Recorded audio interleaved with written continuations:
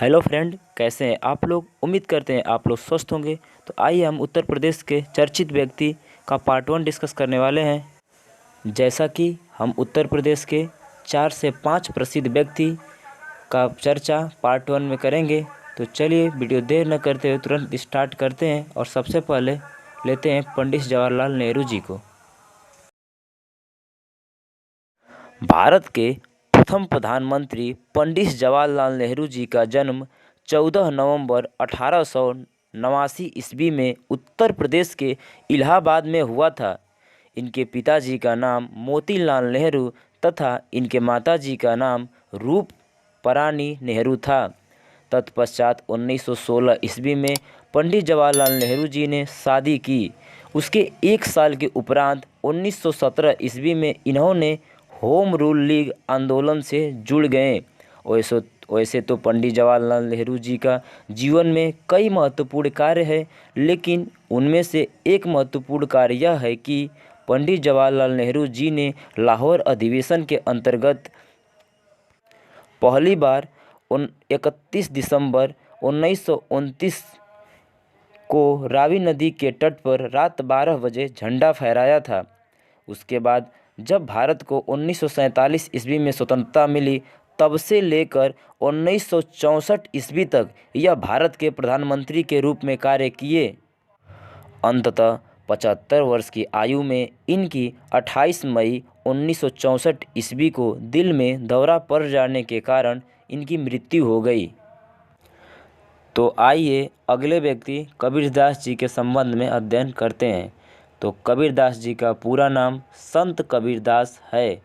कबीरदास जी का जन्म वाराणसी के लौहर तारा नामक स्थान पर 1398 ईस्वी में हुआ था। इतिहासकारों का मानना है कि इनकी मृत्यु 120 वर्ष बाद संत कबीरनगर स्थान मगहर में 1518 ईस्वी में हुआ था। कबीरदास जी का पालन पोषण नीरू और नीमा नामक व्यक्ति ने की थी। कबीरदास जी के पत्नी का नाम लोई था तथा कबीरदास जी के गुरु का नाम रामानंद था।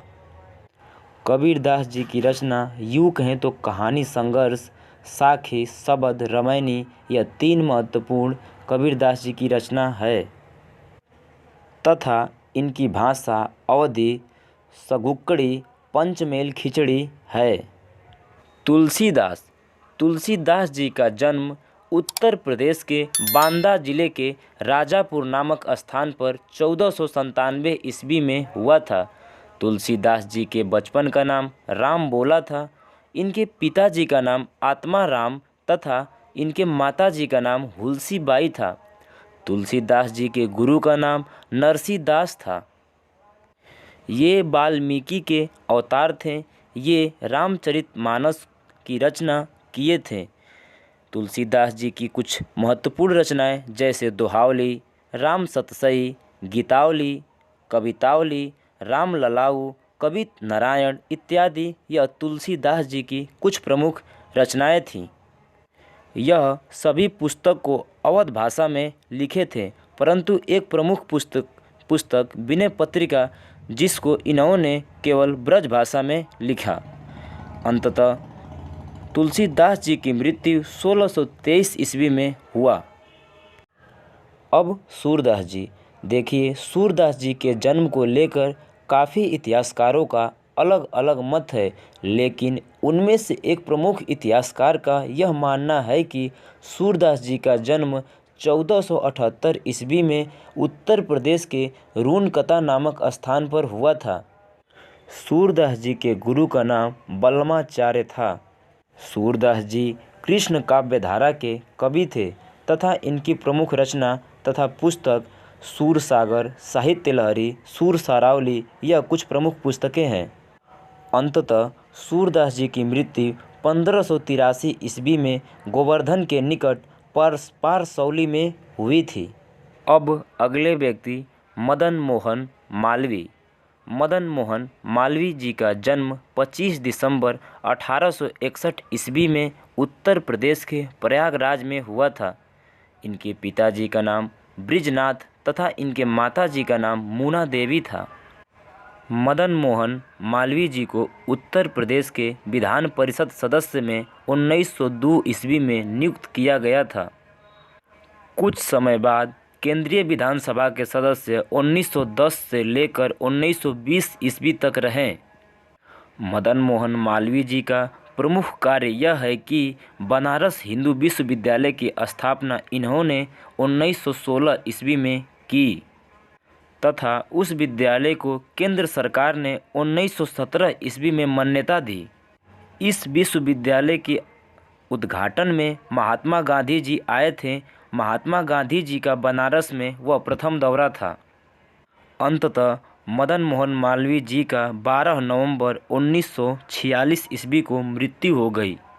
मरणोपरांत मदन मोहन मालवीय जी को 2015 में भारत रत्न सम्मान से जो भारत का सर्वोच्च पुरस्कार है उससे सम्मानित किया गया था। अब उत्तर प्रदेश की प्रसिद्ध महिला रानी लक्ष्मीबाई। रानी लक्ष्मीबाई का जन्म 19 नवंबर 1835 ईस्वी को वाराणसी में हुआ था। इनका बचपन का नाम मनु और छबीली था। रानी लक्ष्मीबाई के पिता का नाम नाना साहब मोरोपंत था। इनका जन्म तो वाराणसी में हुआ था, पर इनका पालन पोषण कानपुर के बिठूर में पेशवा बाजीराव द्वितीय ने किए थे। वहीं पर इन्होंने घुड़सवारी, तीरंदाजी और युद्ध कौशल में प्रसिद्ध हुई। रानी लक्ष्मीबाई का विवाह झांसी के राजा गंगाधर राव से हुआ था। इसी कारण इनका नाम झांसी की रानी पड़ा। इन्होंने 7 मार्च 1854 ईस्वी को झांसी को ब्रिटिश साम्राज्य में मिला लिया तथा 1857 की क्रांति के समय रानी ने झांसी को अंग्रेजों से स्वतंत्र कराया। अंततः रानी लक्ष्मीबाई की मृत्यु 18 जून 1858 को ग्वालियर में लड़ने के दौरान हुआ था। रानी लक्ष्मीबाई की मृत्यु के बाद कैप्टन हीरोज ने पुनः ब्रिटिश साम्राज्य में झांसी को मिला लिया। तो चलिए, वीडियो कैसी लगी? उम्मीद करते हैं आपको अच्छी लगी होगी। अगर अच्छी लगी है तो लाइक, शेयर, कमेंट करना न भूलें। धन्यवाद।